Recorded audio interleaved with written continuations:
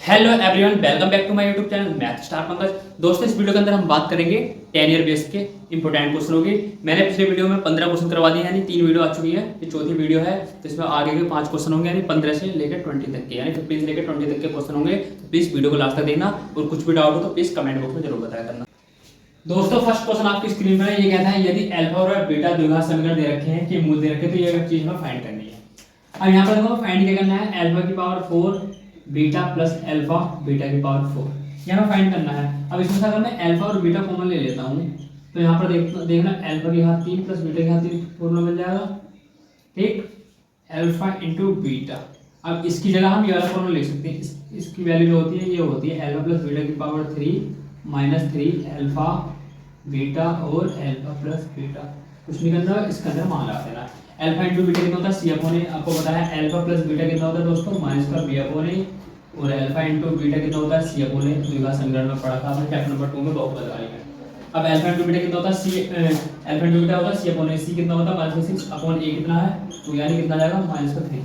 यानी यहाँ पर तो आएगा माइनस का 3, और यहाँ पर अल्फा प्लस बीटा का मान होता है माइनस का बी अपॉन ए। माइनस बी कितना है, यानी माइनस का 5 अपॉन ए कितना है, 2 का।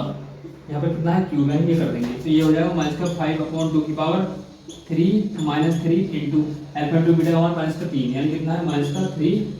और अल्फा इंटू बीटा का मान कितना है, देखो दोस्तों, अल्फा प्लस बीटा का मान कितना है, माइनस का 5 अपॉन 2। यहाँ तक आई होगा, आपको समझ में आ रहा होगा। आपको कुछ नहीं करना है, थोड़ा सोल्व कर देना इसे। ये प्लस का माइनस माइनस का जाएगा 125 अपॉन 8। 5 का क्यूब 125, 2 का क्यूब 8, माइनस माइनस कितना हो जाएगा, 9 मल्टीप्लाई हो जाएगा। ये कितना हो जाएगा, माइनस का 5 अपॉन 2। यहाँ तक आई होगा, आपको समझ में आ गया होगा। ये हो जाएगा माइनस का 3, इसे ऐसे रहने दो, मतलब 8 ये हो जाएगा, प्लस माइनस का प्लस माइनस माइनस का 9 5 का 45 अपॉन। अब इन दोनों का एलसीएम ले लेंगे। एलसीएम लेकर आपको एक सोल्व करना है, और आपको कमेंट बॉक्स में बताना है इसका आंसर आएगा क्या। कुछ नहीं करना, 8 और 2 का एलसीएम ले लेंगे, इसे सोल्व कर देंगे, जो भी आएगा आंसर हो जाएगा।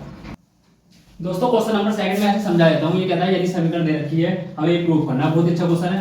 देखो, हमें समीकरण ये दे रखी है। अब ए बी सी का मान हमने फाइंड कर दिया है। अब यहाँ पर अल्फा प्लस बीटा का मान हम जानते हैं, माइनस का बी अपॉन ए था। बी की जगह यहाँ पर माइनस का बी है, यानी प्लस का बी अपॉन ए हो जाएगा। अल्फा इंटू बीटा सी अपॉन ए होता है। सी की जगह यहाँ पर क्या है, बी अपॉन ए है। अब मैं प्रूफ ये करना था, मैंने ऐसे नोट कर दिया। अब यहाँ पर देखो, अंडर रूट वाले हैं, तो ये अल्फा और बीटा हो जाएगा। अब अंडर रूट अल्फा की मल्टीप्लाई अल्फा से कराओगे तो अल्फा आ जाएगा, क्योंकि under root alpha into under root alpha, तो ये कितना हो जाता है, अंडर रूट में अल्फा का स्क्वायर हो जाता है, स्क्वायर से रूट कर जाता है, आपको पता है। तो ये हो जाएगा alpha plus beta minus B upon ए।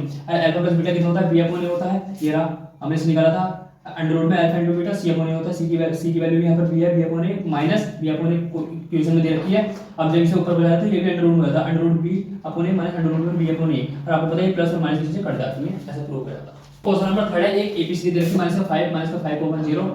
ये 11 पद कहते हैं ना, कहीं भी पद आ जाए 11 पद 12 पद तो एक कम कर देते हैं, यानी a plus tan d। a की वैल्यू माइनस का 5 प्लस tan इंटू d का मान कैसे निकालते हैं, इसमें से इसे सब्ट्रैक्ट कर लो, इसमें से इसे। अब 0 में से माइनस का 5 अपॉन 2 सब्ट्रैक्ट कर लो तो प्लस का 5 अपॉन 2 आएगा, आपको पता ही है।